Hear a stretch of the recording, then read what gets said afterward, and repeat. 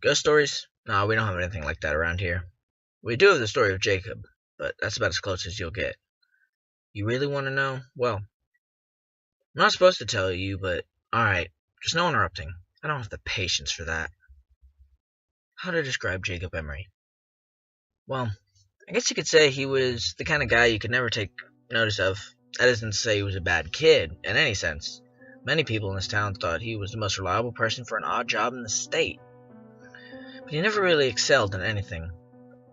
He was the living proof behind the statement, Jack of all trades, ace of none. Most of this was due to his own lack of will. He dabbled in damn near everything this town could offer him.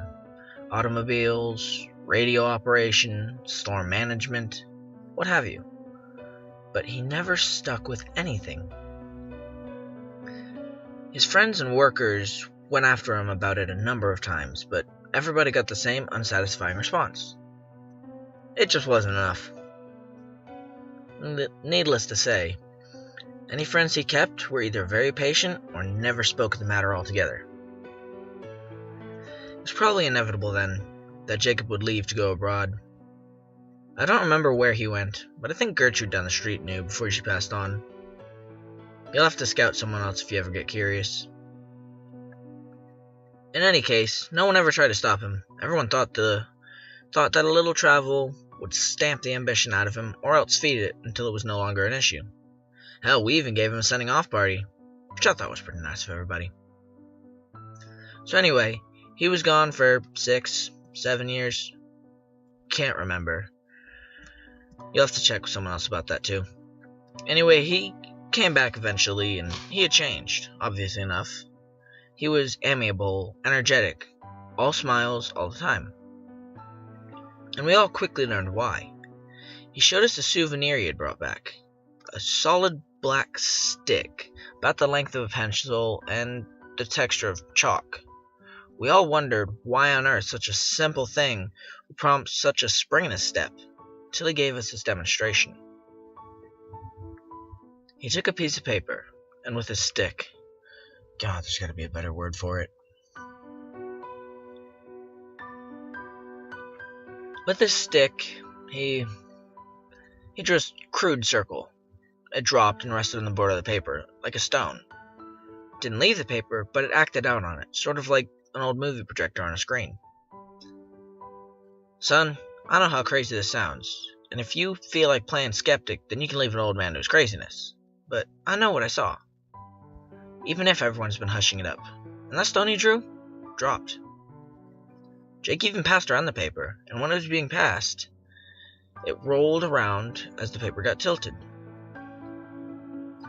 None of us had any words for it. Hell, what was there to say? But it continued drawing demonstration after demonstration for us. Stick figures in various pageants and plays, doing everything from fighting each other to making perfect human pyramids. And we all thought it was incredible.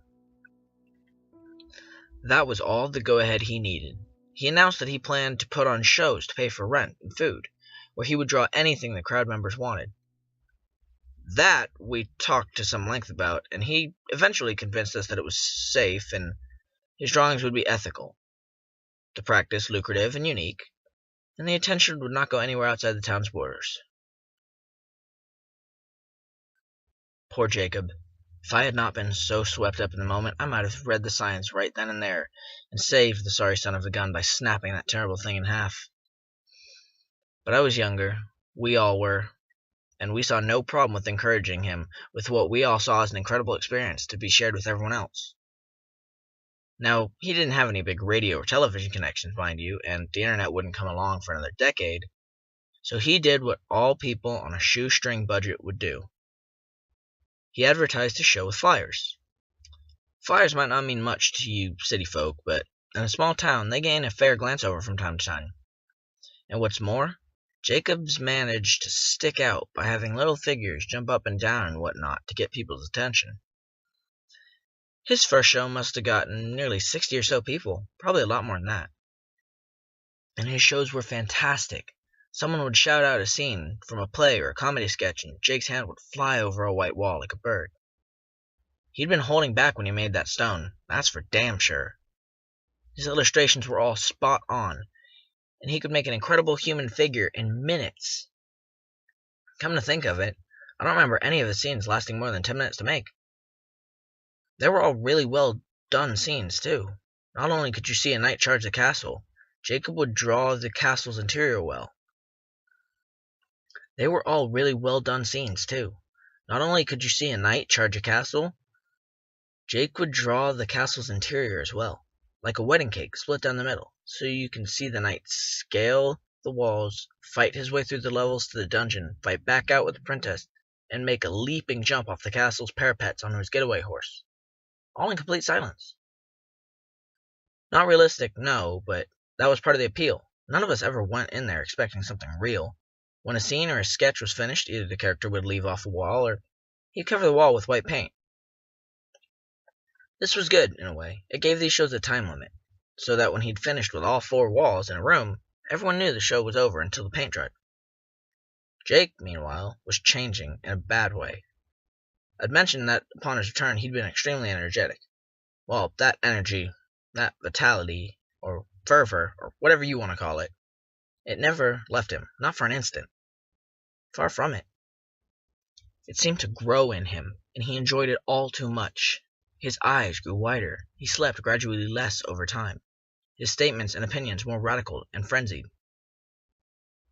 And though he never was a pushover, he was starting to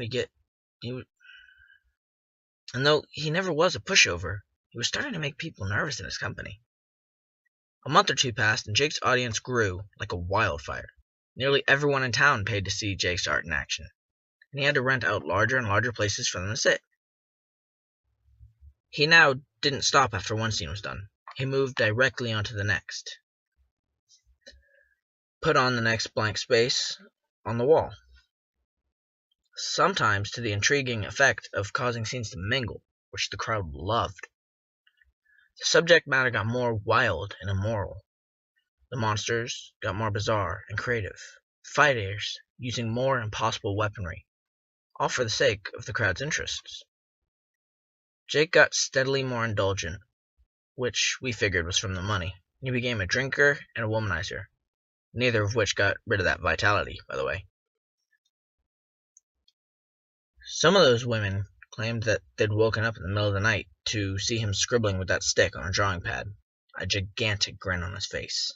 And while most of them said that they'd assume he was drawing them in the nude, there's rumors that 1 or 2 of them got glances at that notepad.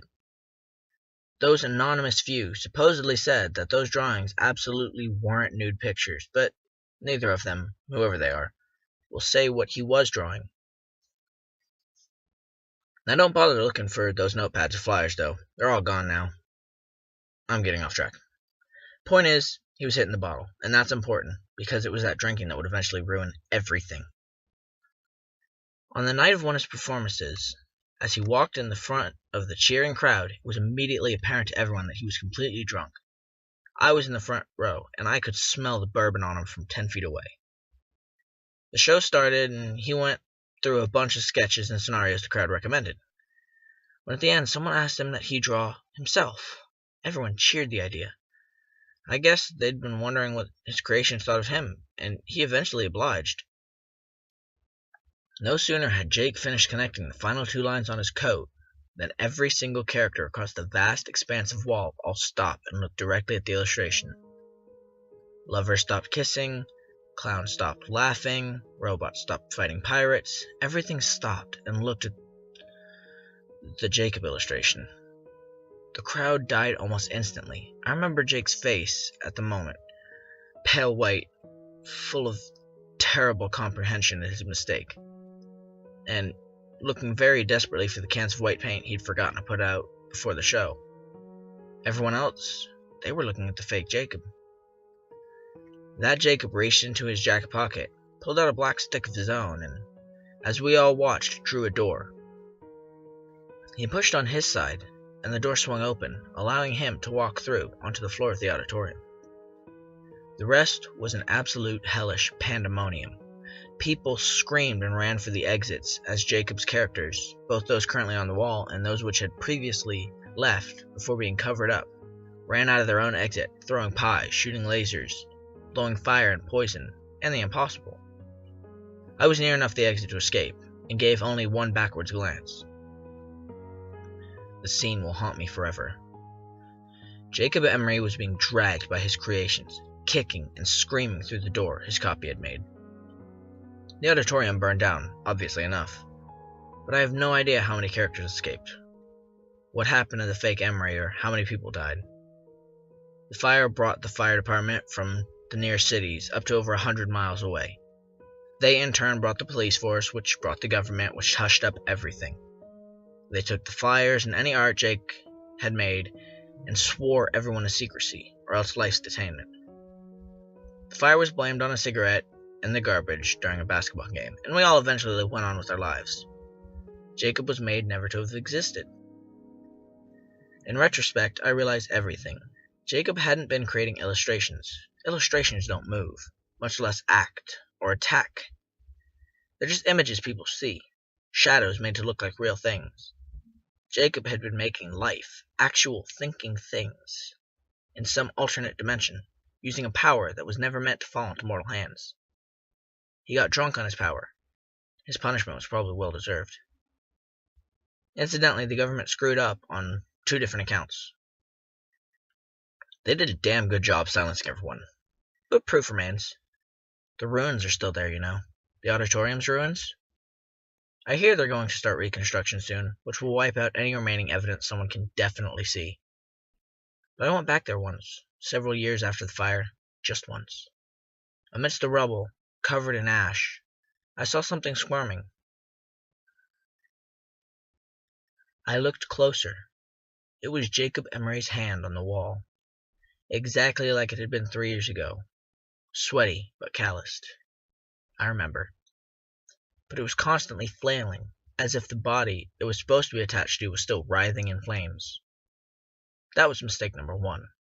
Number 2 was those creations. Like I said, I don't know how many escaped, nor how many the government agents found and caught, but I will say only this. Those tall grass meadows on the outskirts of town? Don't go into them. Ever. You were asking about those white figures you've seen at night, right?